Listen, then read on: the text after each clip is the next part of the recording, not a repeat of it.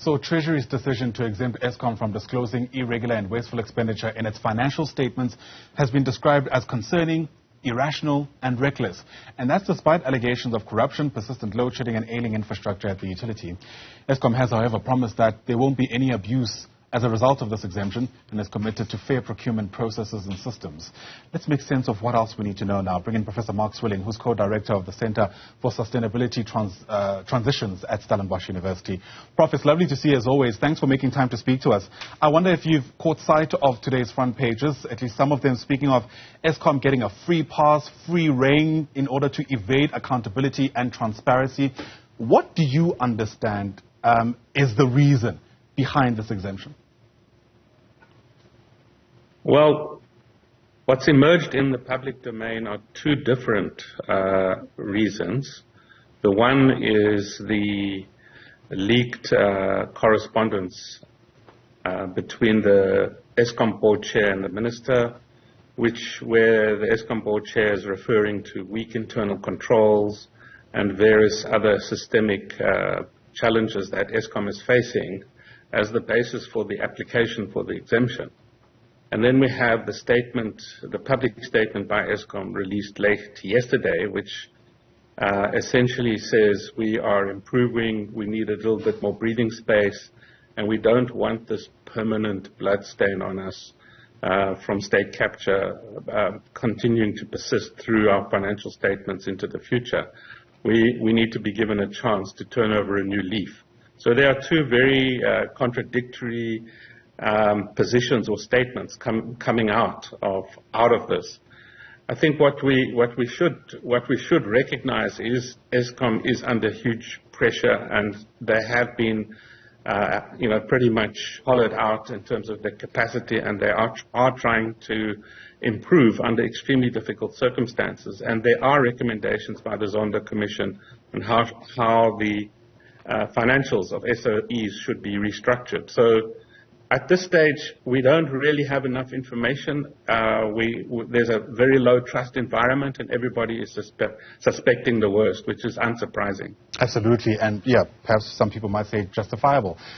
There's also been, of course, a lot of concerns around whether something like this works. Apparently, it's not the first time that an SOE has been granted an exemption like this.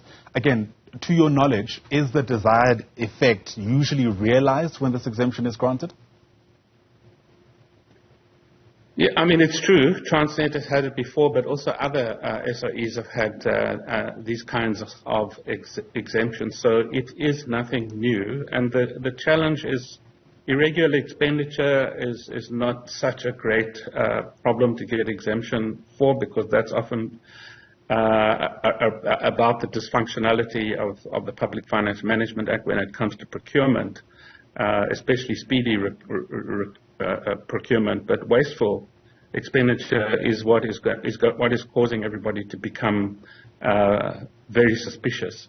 So yes, it has happened before, and it has worked in the sense that it allows the financial statements to appear to be a lot cleaner than they may in fact be, if you take into account all the difficult stuff. Yeah.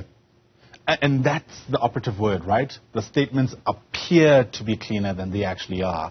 That suggests to me that those auditors or investors who know what they're doing would be able to pick that up in any case, and won't, necessarily be convinced otherwise about what Eskom's financials actually look like.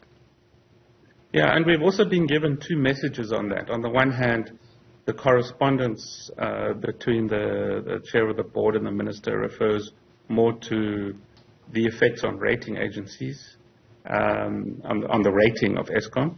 And the other message we've been getting is triggering of debt covenants.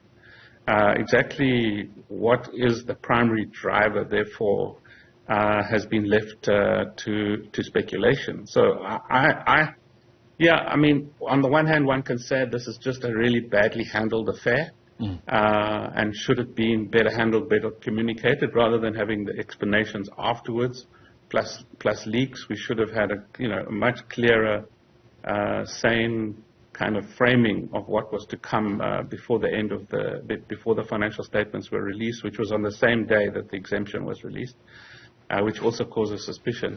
So I think it could have been handled very differently, but that said, analysts are really worried that there's something deeper that is going wrong. And, I think all the players involved should really come clean and bring the public into their confidence, even though we have a very low trust environment.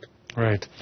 What coupled with that concern or that suspicion is anxiety around how long this exemption is going to be in place. I mean, I think it's about 2 years, if memory serves. There are, for instance, outer organizations that are worried that it's just too long, even if the explanation we have now may sound justifiable to some people. They kind of draw the line at just how long this exemption will stay in place for. Do they have a point? Well, I think OTA is correct to raise questions, but again, this is not unusual. So what Eskom is trying to do is be able to, yes, continue to report in the annual reports. So the rating agencies and the holders of the debt will have public disclosure.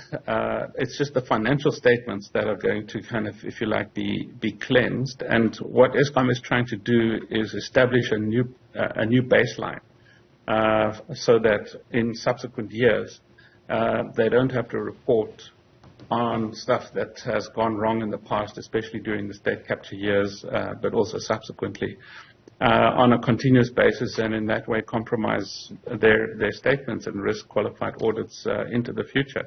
So this is the more banal explanation. This is an accounting procedure that has possibly been mishandled. What OTA and others are fearing is that it represents something much deeper in light of a new board and more political interference. So, and again, this is very unsurprising in a very, very low trust environment about an institution that affects us on a daily basis with load shedding and other measures. Without a doubt. All right, let's see how the story unfolds. Thanks for weighing in, giving us what you know, at least so far. Professor Mark Swilling with Stellenbosch University. Appreciate your time.